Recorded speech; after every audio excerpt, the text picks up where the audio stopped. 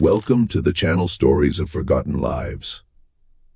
Today's story takes us back to the spring of 1912 and reveals the extraordinary journey of Elijah, the only black man known to have traveled aboard the RMS Titanic. For decades, his voice was lost to history until his story finally broke the silence 83 years later. This is a powerful and emotional account, so take a moment, breathe and listen carefully. Before we begin, don't forget to subscribe to the channel and leave a comment telling us which city and state you're watching from. Your participation helps ensure these hidden stories are remembered, not erased. Let's begin. On the night of April 14, 1912, the largest ship ever built was crossing the North Atlantic at full speed. The water was calm, the sky was clear, and more than 200 people were sleeping peacefully, unaware that in a few hours most of them would be dead. Among those passengers was a man whose story would remain hidden for almost a century. His name was Elijah James Laroche. He was 25 years old. He was a trained engineer. He spoke 3 languages fluently, and he was the only black man traveling aboard the RMS Titanic. But you have never heard his name in any movie. You have never seen his face in any documentary. For 83 years, the world forgot he ever existed. Until his daughter, at 84 years old, decided to break the silence and tell the world what really happened that night. This is a story about love, racism, sacrifice, and a promise that was never kept. And it begins not on a ship, but on a small farm in the rugged Appalachian Mountains of eastern Kentucky. Elijah was born on a crisp May morning in 1886, in a small coal mining town called Lynch, nestled deep in the Appalachian foothills. At that time, Kentucky was still recovering from the long shadow of the Civil War, but Elijah's family was different. They were not poor.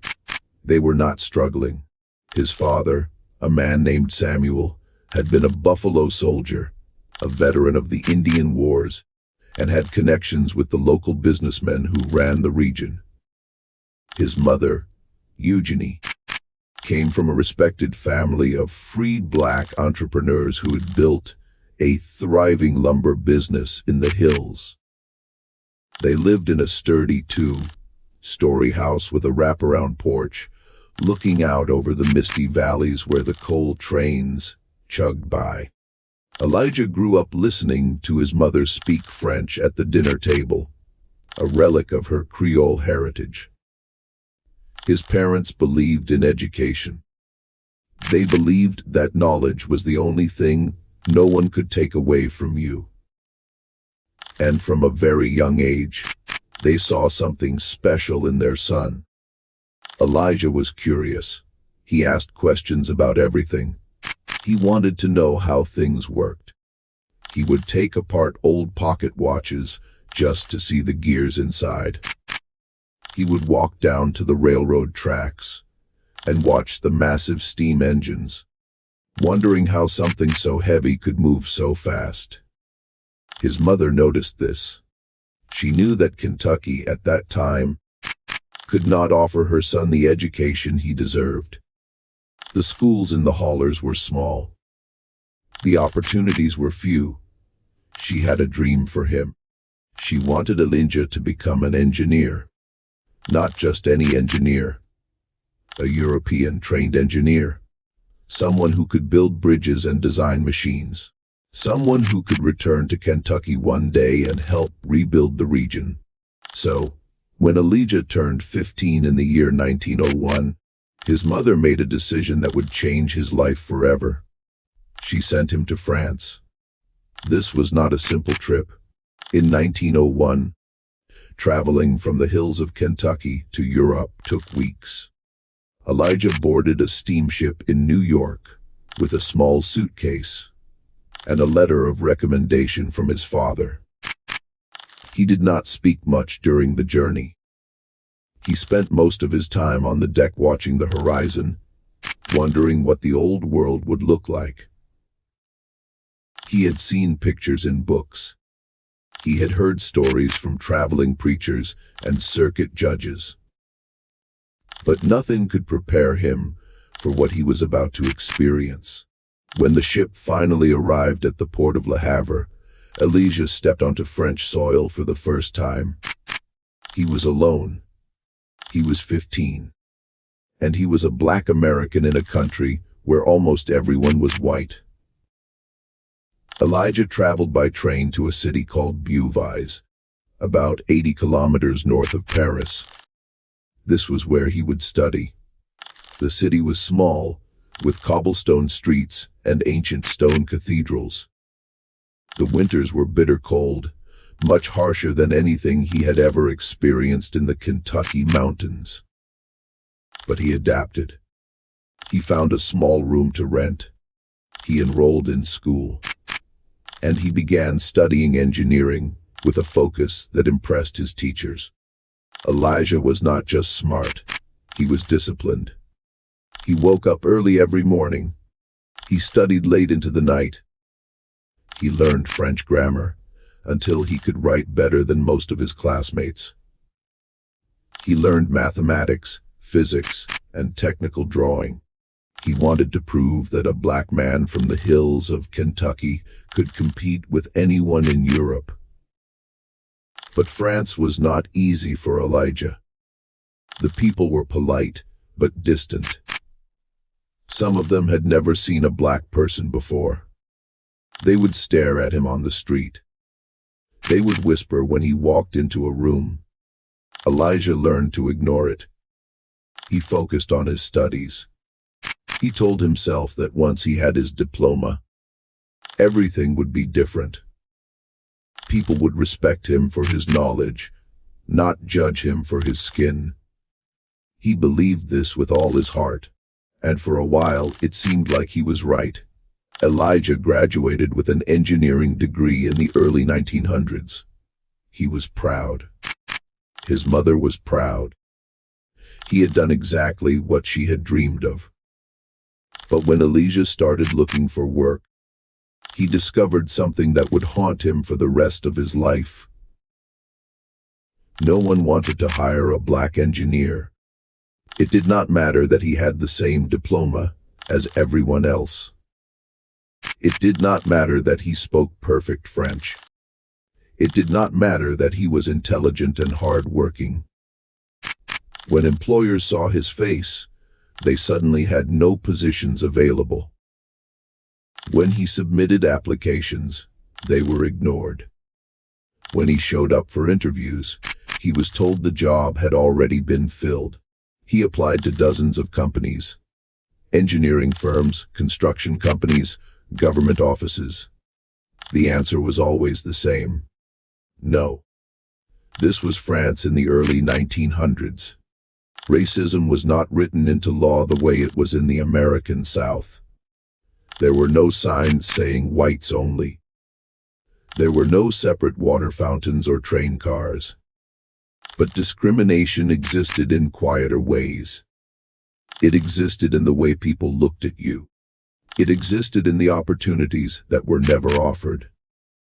It existed in the doors that were always closed. Elijah felt it every single day, and it was breaking him. He eventually found work, but not the kind he had trained for.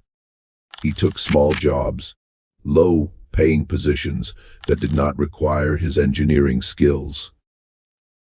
He worked harder than anyone else, hoping that someone would notice his talent. But promotions never came. Raises never came. He was always passed over for white colleagues who had less experience and less education. Elijah was stuck, and he was starting to lose hope. But then something happened that changed everything. In the city of Villejuif, just south of Paris, Elijah met a young woman named Juliette Marie Miller. She was the daughter of a local wine merchant. She had brown hair, soft eyes, and a smile that made Elijah forget all his troubles. Juliette was white, her family was French, and in 1908, falling in love with a black man was not something society approved of. But Juliette did not care about society. She cared about Elijah. She saw the man behind the skin color. She saw his intelligence, his kindness, his determination, and she fell in love with him completely. They met through a family friend who had been mentoring Elijah. At first, their conversations were polite, formal. But as weeks turned into months, something deeper developed. Elijah would visit Juliette's home. They would take walks together through the streets of Villejuif. They would talk about books, about dreams, about the future. Elijah had never met anyone like her. She was curious about Kentucky. She wanted to know about his childhood, about his mother, about the coal trains he used to watch rumbling through the hills. She listened to him in a way no one else ever had. Juliette's father was not happy about the relationship. A wine merchant in France had a reputation to protect. Having his daughter marry a black man would cause scandal. It would hurt his business.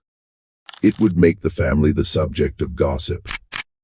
But Juliette was stubborn. She told her father that she loved Elijah. She told him that she was going to marry him, whether he approved or not. And eventually, her father gave in. Perhaps he saw how happy Elijah made his daughter. Perhaps he realized that fighting her was useless. On March 18, 1908, Elijah James Laroche and Juliette Marie Miller were married in a small ceremony. Elijah was 21 years old. Juliette was 20. Despite all the obstacles, they were finally together. The first years of their marriage were happy but difficult. Elijah was still struggling to find proper work. The discrimination had not stopped. If anything, it had gotten worse. Now, he was not just a black man, he was a black man with a white wife. Some people could not accept this. They treated him with open contempt. They refused to do business with him. They made life as difficult as possible. But Elijah and Juliette survived. They rented a small apartment. They lived modestly. And on February 19, 1909, their first daughter was born. They named her Simone. She had her mother's eyes and her father's smile. Elijah held her in his arms and cried. He promised himself that he would give this child a better life. He would find a way. A year later, on July 2, 1910, their second daughter was born. They named her Louise. But unlike Simone, Louise was not a healthy baby. She was born premature. She was small and weak. The doctors said she might not survive. Elijah and Juliette spent weeks at her bedside praying, hoping, refusing to give up. And slowly, little Louise got stronger. She survived. But her medical problems continued. She needed constant care. She needed expensive treatments, and Elijah, with his limited income, was struggling to pay for everything. The situation was becoming desperate. Elijah was working long hours at jobs that barely paid enough to cover rent.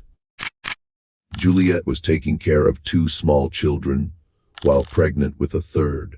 Yes, by early 1912, Juliette had discovered that she was expecting another baby. This should have been happy news. But for Elijah, it was one more reason to worry. How would he support 3 children on his salary? How would he pay for Louise's medical care? How would he give his family the life they deserved? And then Elijah had an idea. He would go back to America. It made perfect sense. He would go back to Kentucky, but not to the coal mines. He had heard about the booming industries in the North. The automobile factories in Detroit, the steel mills in Pittsburgh, In America, he would not be judged by his skin color as harshly as he was in Europe. In America, his engineering degree would actually mean something. His family had connections. His mother was still alive and well, respected in their community. He could find work. He could build a real career. He could give his children opportunities that France would never offer them. Elijah talked to Juliet about his plan. At first, she was hesitant. She had never been to America.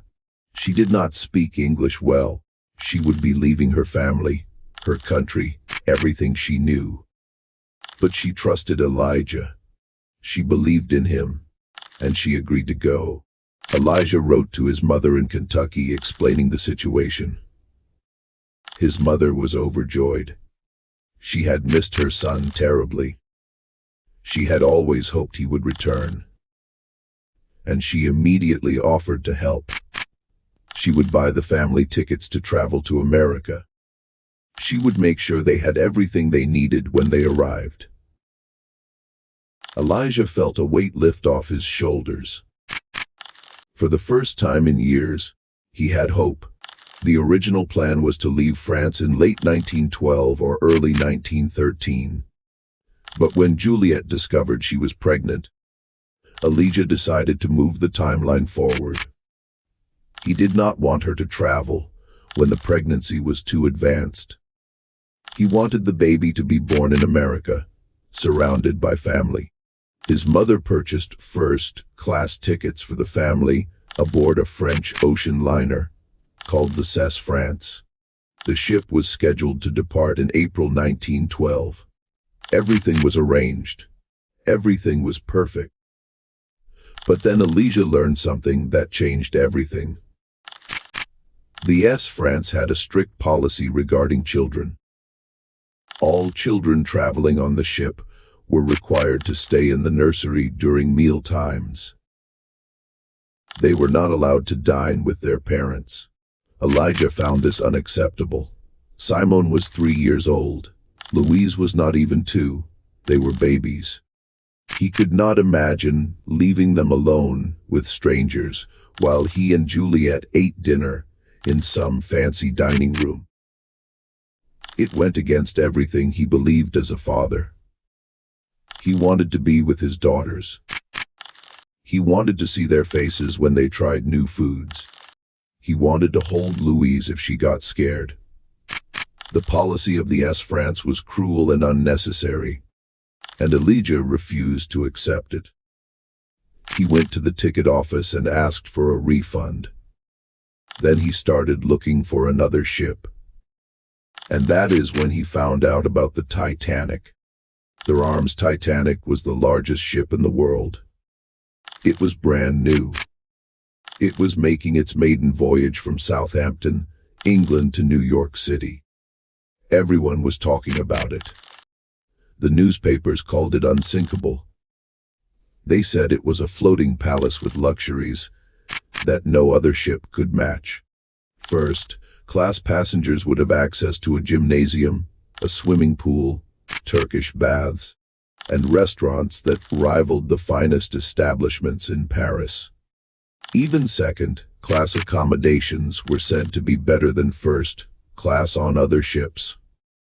And most importantly, the Titanic did not have the same restrictive policies about children. Elijah could dine with his daughters. He could spend time with them during the voyage. He could be the father he wanted to be. Elijah exchanged the first-class tickets on the RMS France for second-class tickets on the Titanic.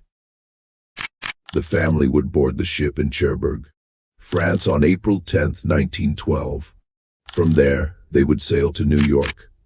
And from New York, they would take a train to Kentucky.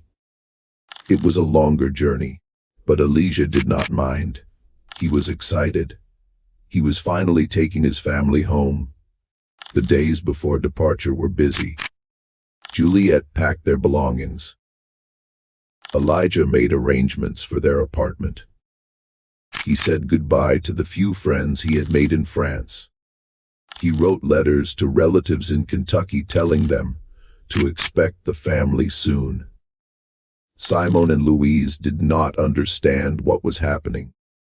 They were too young, but they could sense the excitement in the air. Their father was smiling more than usual. Their mother was singing as she folded clothes. Something wonderful was about to happen. On the morning of April 10th, 1912, the Laroche family traveled to Cherbourg by train. Cherbourg was a port city on the northern coast of France, famous for its deep harbor. The Titanic was too large to dock at the pier, so passengers had to be transported to the ship on smaller boats, called tenders. The tender that would carry the Laroche family was called the S. Nomadic. It was a sturdy little vessel painted white, with the White Star Line flag flying from its mast. Elijah carried Louise in his arms as they boarded the tender. Simone held her mother's hand, looking around with wide eyes. There were dozens of other passengers on the boat, speaking different languages, wearing expensive clothes. Some of them looked at the Laroche family with curiosity. Some of them looked with something else. Elijah noticed. He always noticed, but he did not let it bother him. Not today. Today was the beginning of a new life. As the tender approached the Titanic, Elijah saw the ship for the first time, and he stopped breathing. It was enormous. It was like nothing he had ever seen. The hull rose out of the water like a black iron wall, stretching so high that Elijah had to tilt his head back to see the top. 4 massive smokestacks pointed toward the sky, painted in the distinctive colors of the White Star Line, buff yellow with black tops.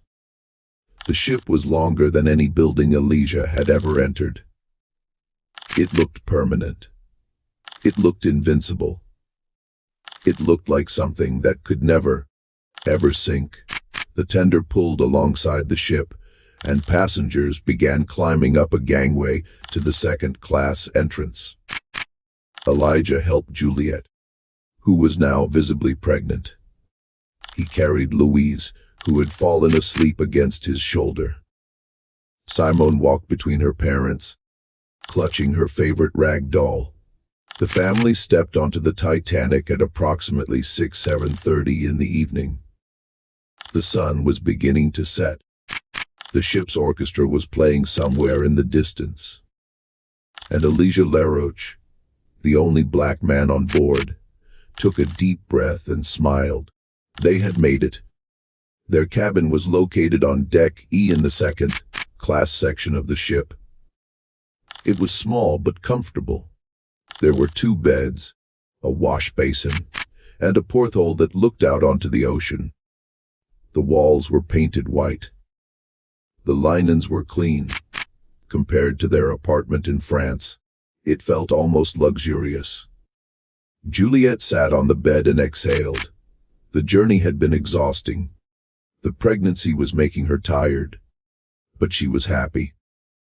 She looked at Elijah and reached for his hand. That first night on the Titanic, the family ate dinner together in the second-class dining saloon. The room was beautiful. Oak-paneled walls, white tablecloths, crystal glasses. Waiters in crisp uniforms moved between tables, serving course after course. Simone was fascinated by everything. Louise slept in her mother's arms. Elijah ordered food he had never tried before. He laughed at something Juliet said. For a few hours he forgot about the discrimination. He forgot about the struggles. He was just a father having dinner with his family on the most famous ship in the world.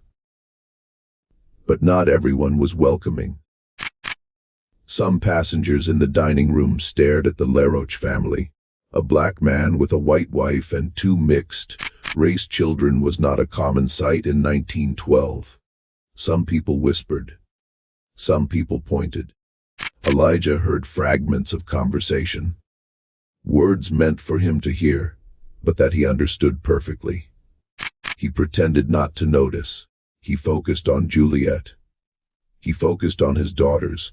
He refused to let anyone ruin this moment. Over the next few days, the Laroche family settled into a routine. Elijah would wake early and walk around the deck, breathing in the salt air, watching the endless ocean stretch toward the horizon. Juliet would stay in the cabin with the children, reading books, playing games, resting. They would meet for meals. They would talk about Kentucky. Elijah told Juliet about the mountains, about the rivers, about the house where he grew up. He told her about the food his mother used to make. He told her about the sound of the coal trains chugging through the haulers at night. Juliet listened to every word. She was falling in love with a country she had never seen. The other passengers continued to treat the Laroche family with a mixture of curiosity and coolness. Some assumed the children were not actually theirs. One woman reportedly thought Simone and Louise were Japanese because of their light brown skin and dark hair. Elijah overheard comments in English and French. He understood both languages perfectly, but he never responded. He never confronted anyone. He simply held his head high and continued walking. He had spent his entire life dealing with people who thought they were better than him. He was not going to waste his energy on them now. On Sunday, April 14, 1912, the Laroche family attended a church service in the second-class dining room. It was a brief, non-denominational service led by the ship's captain, Edward Smith. Passengers sang hymns. They prayed. They gave thanks for the beautiful weather and the smooth voyage. Elijah sat with his family in one of the back rows.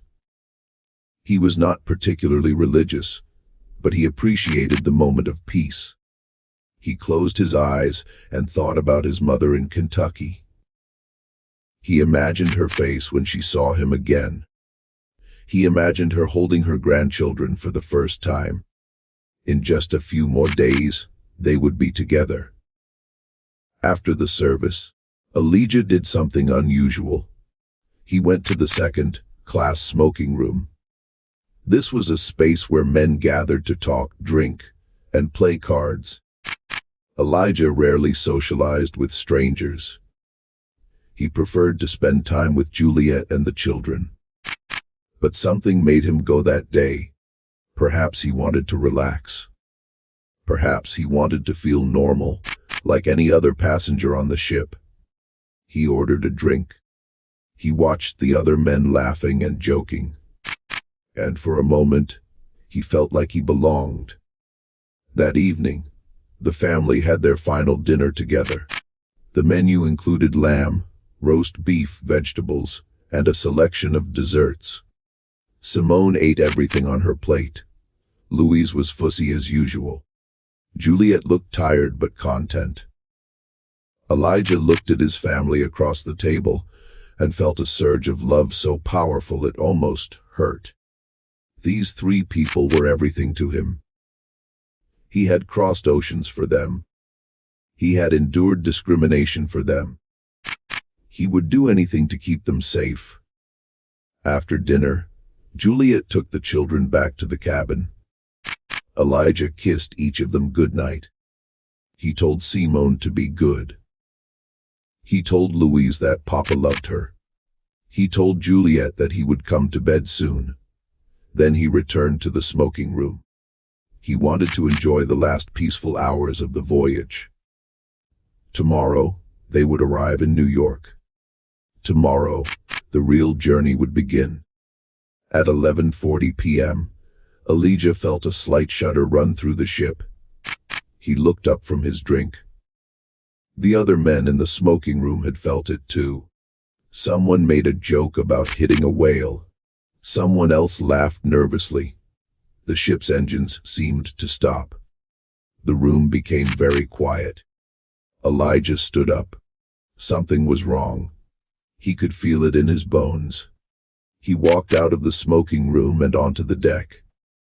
The night was freezing cold.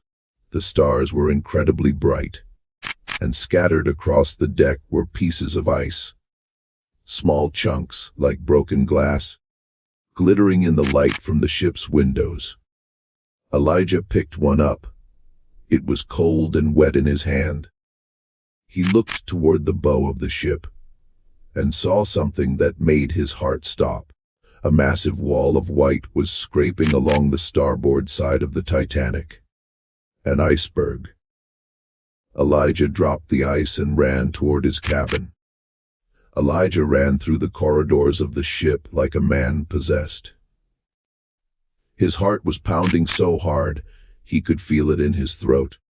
His breath came in short, sharp gasps that burned his lungs.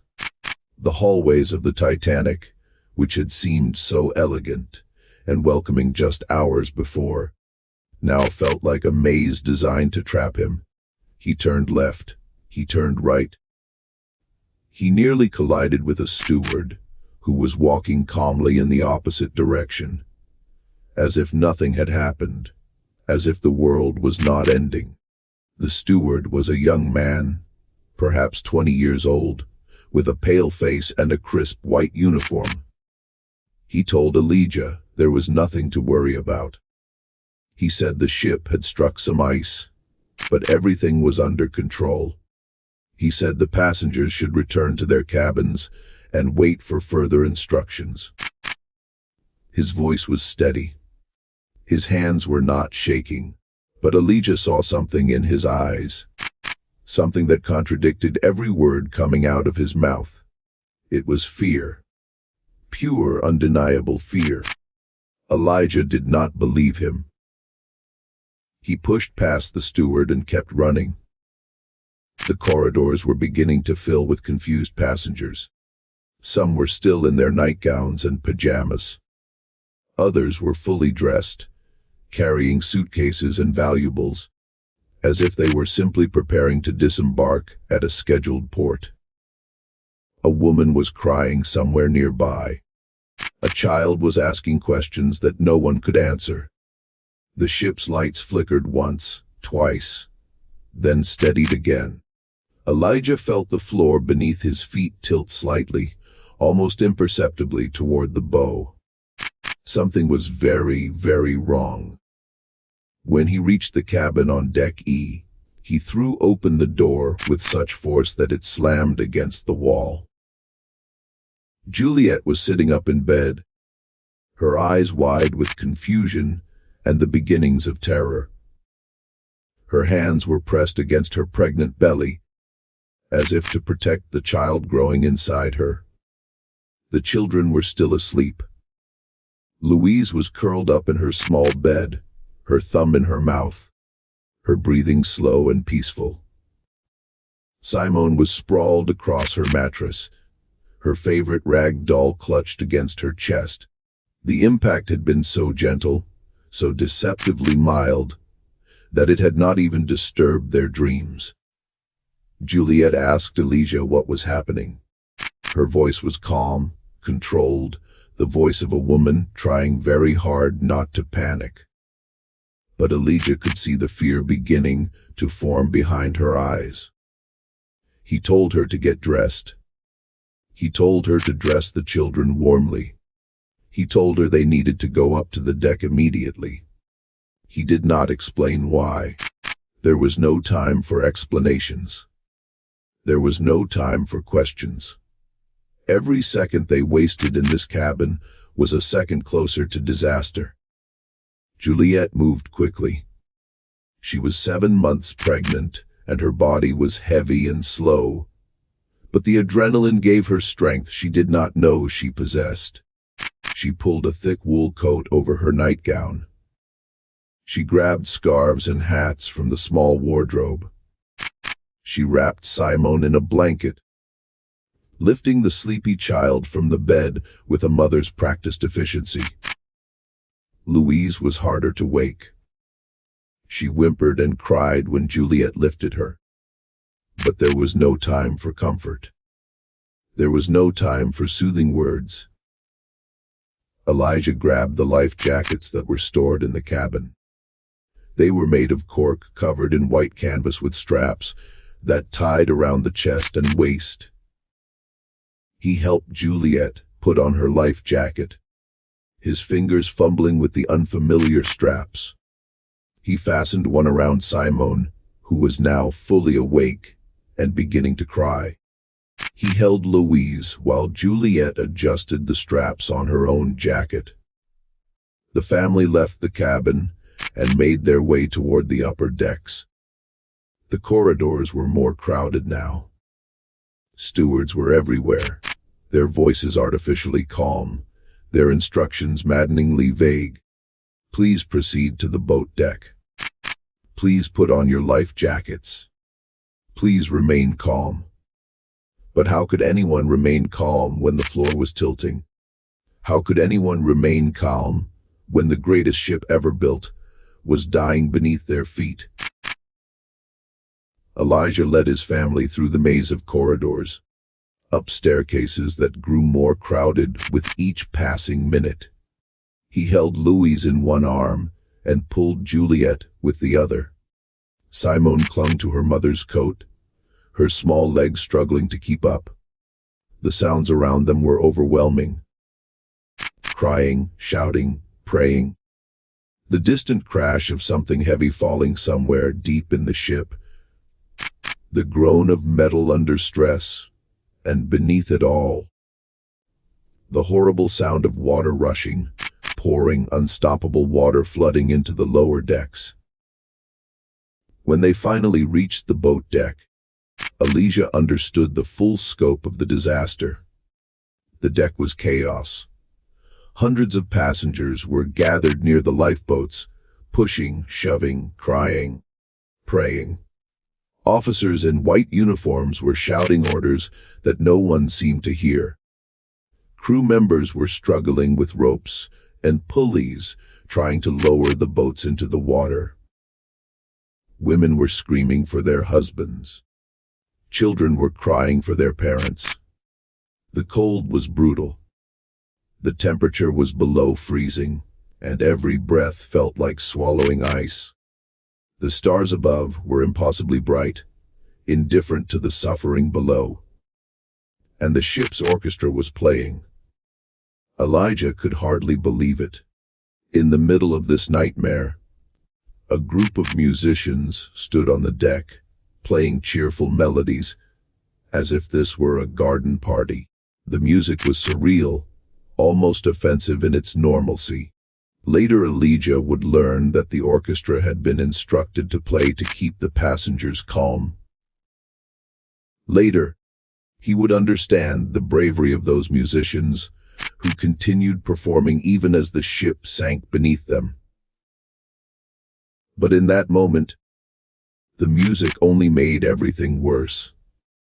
Elijah pushed through the crowd, his eyes scanning the lifeboats. He needed to find one that was still loading. He needed to get his family off this ship. The Titanic was sinking. He could feel it now, the unmistakable tilt of the deck, the way gravity was shifting beneath his feet. The bow was going down. The stern was rising. Time was running out. He spotted a lifeboat on the port side of the ship. An officer was standing nearby calling for passengers. Women and children first, he kept shouting. Women and children first. It was the rule of the sea. It was the code of honor. Men would wait. Men would find another way. Men would die so that women and children could live. Elijah understood the rule. He accepted the rule. But accepting it did not make it any easier. Juliet looked at Elijah with tears streaming down her face. The cold wind was biting at her cheeks, turning her skin red and raw. She did not want to leave him. She grabbed his arm with a strength she did not know she possessed. Her fingers digging into his coat, her eyes pleading with him to come with them. Elijah shook his head. He could not. He knew he could not. The officer was watching. The rules were clear. If Elijah tried to board the lifeboat, he would be stopped. He would be thrown back. He might even be shot. He told Juliet that he would find another way. He told her that there were more lifeboats on the other side of the ship. He told her that he would see her in New York. He told her to be strong, to take care of the children, to never forget how much he loved her. His voice was steady, but inside he was breaking. Inside he was screaming. He did not want to let her go. He did not want to watch his family disappear into the darkness. But he had no choice. The officer gestured impatiently for Juliet to board the lifeboat. Other women were already climbing in, their faces white with fear. Juliet hesitated. She looked at Elijah one more time, memorizing his face, burning his image into her memory. He was holding Louise in his arms. The little girl's face pressed against his shoulder. Simone was standing between them, looking up at her parents with eyes that did not understand. Elijah handed Louise to Juliet. The transfer was awkward, complicated by the life jackets and the crowd and the rocking of the ship. Louise wailed as she passed from her father's arms to her mother's. Elijah kissed his daughter's forehead. He whispered that Papa loved her. He whispered that everything would be okay. Then he lifted Simone and placed her in the lifeboat next to her mother. The 3-year-old immediately started crying, reaching for her father with both arms. Her small voice cut through the chaos like a knife. But something went wrong. In the confusion, the lifeboat began to lower before everyone was properly seated. Juliet and Simone were pushed toward one side of the boat by the surge of boarding passengers, while Louise was still in Elijah's arms. He had handed her to Juliet, but somehow in the chaos, the child had been passed back. Or perhaps he had not let go. The ropes creaked. The pulleys groaned. The lifeboat dropped several feet, then stopped, swinging slightly in the frigid air. Juliet screamed. She could see Louise still on the deck, still in Elijah's arms, getting farther away with each passing second. She reached out, her arms stretched toward her baby, her face twisted with anguish. Elijah tried to push forward, but there were too many people. A crewman was blocking his path, his arms spread wide, his face hard and suspicious. The crewman saw a black man trying to approach the lifeboat and assumed the worst. He thought Elijah was trying to board. He thought Elijah was trying to take a place that belonged to women and children. He did not see a father trying to reunite his family. He saw a threat.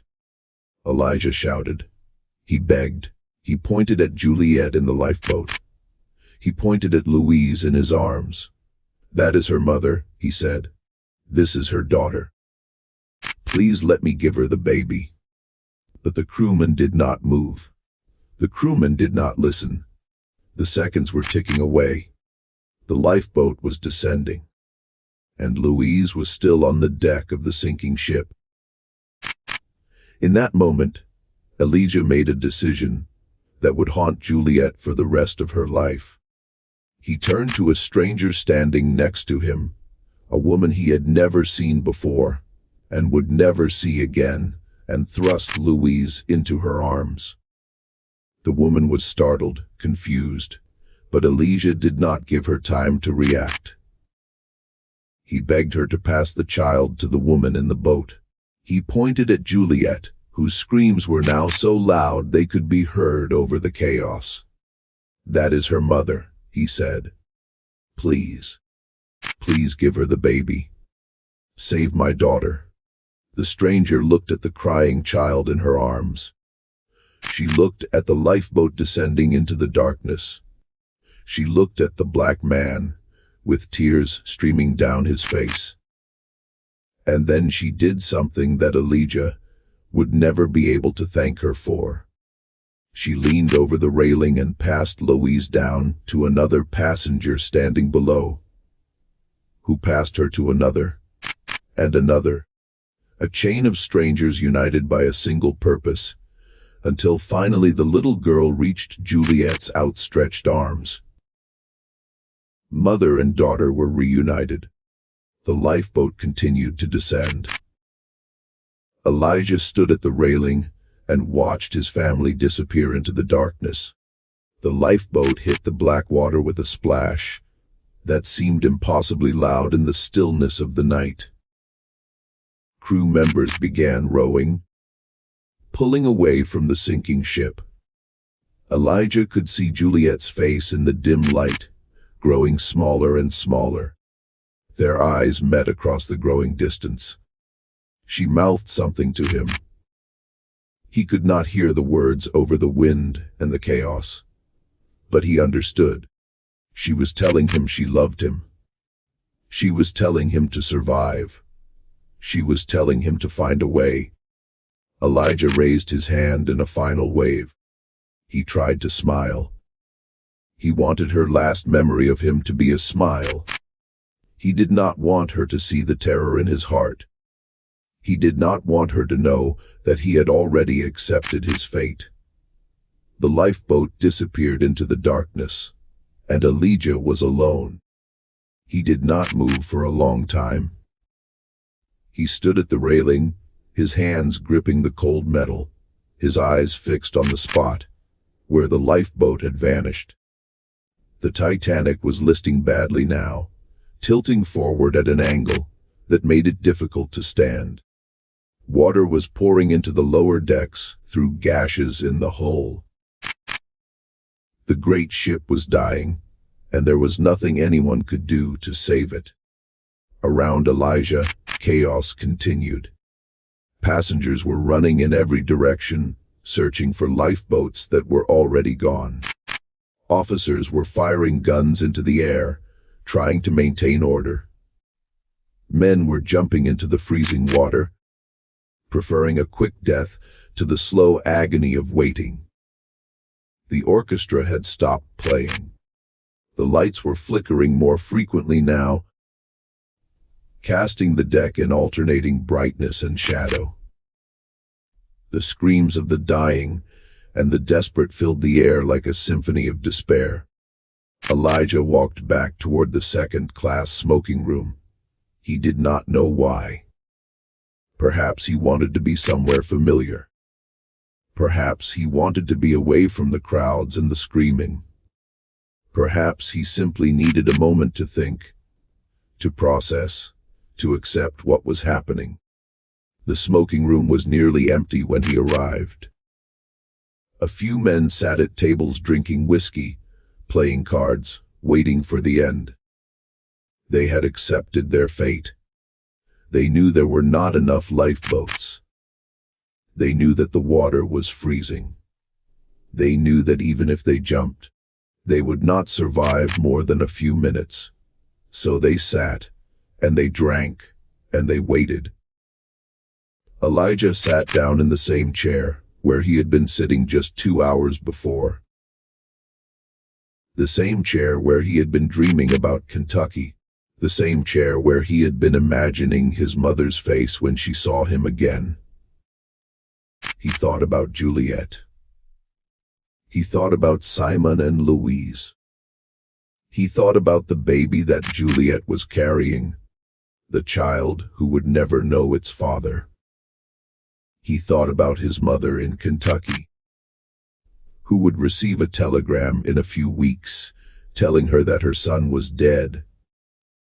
He thought about all the things he would never do, all the places he would never see, all the moments he would never share with the people he loved.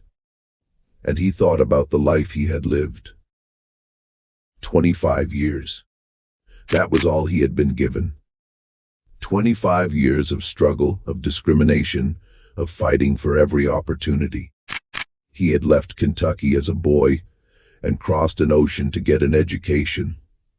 He had studied harder than anyone else, worked longer than anyone else, and still it had not been enough. The color of his skin had followed him everywhere, closing doors that should have been open, denying him chances that others took for granted. He had loved and been loved.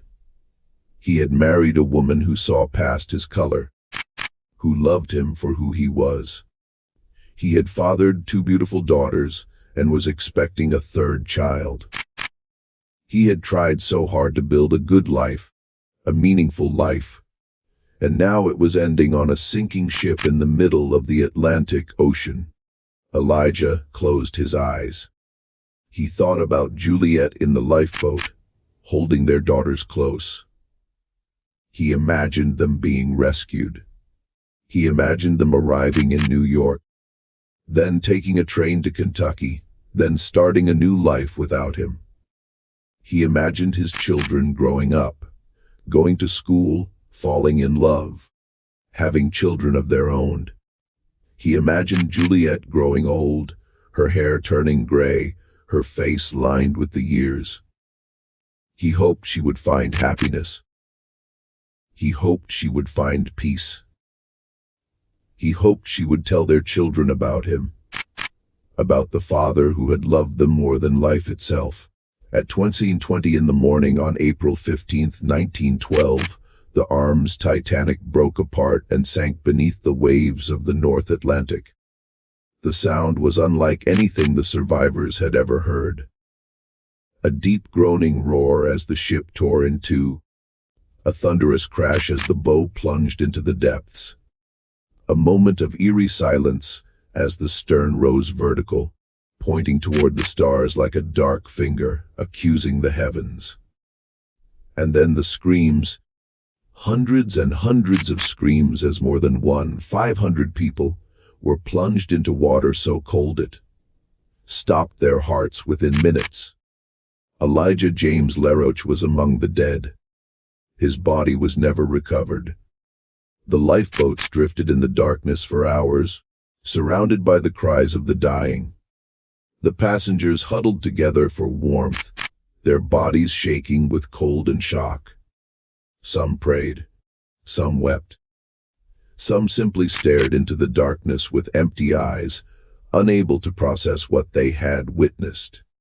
The screams from the water gradually faded as the cold claimed its victims. Within an hour, there was only silence. A terrible, absolute silence that seemed to swallow the whole world. Juliet held her daughters close throughout the night. She did not sleep. She did not speak. She simply held Simone and Louise against her body, trying to keep them warm, trying to keep them alive. Her eyes never left the horizon. She kept hoping to see Elijah in another lifeboat. She kept telling herself that he had found a way to survive. He was smart. He was resourceful. He had promised her they would meet again in New York. Elijah had never broken a promise to her. He would not start now. But as the hours passed, hope began to fade. The other lifeboats came together, sharing survivors, sharing information, sharing grief. No one had seen Elijah. No one had seen a black man in any of the boats. Juliet's heart sank with each passing minute. She began to understand what she had been refusing to accept. Her husband was gone. The father of her children was gone. The man she had loved since she was a young girl was at the bottom of the Atlantic Ocean. At around 4:00 in the morning, the survivors saw lights on the horizon. A ship was approaching. It was the RMS Carpathia, a Cunard liner that had received the Titanic's distress signal and had changed course immediately, racing through the night at full speed, through the same ice field that had destroyed the Titanic. The captain of the Carpathia had pushed his ship to its limits, arriving in just over 3 hours. His decision saved hundreds of lives. The Carpathia began picking up survivors from the lifeboats one by one. Rope ladders were lowered over the side. Crew members reached down to pull the freezing passengers aboard. Some survivors were so weak they had to be carried. Some were children who had been separated from their parents in the chaos. Juliet and her daughters were among the 706 survivors rescued by the Carpathia. When Juliet climbed aboard the rescue ship, she immediately began searching for Elijah. She walked through the crowds of survivors, her eyes scanning every face, her voice calling his name. She asked officers if they had seen a black man.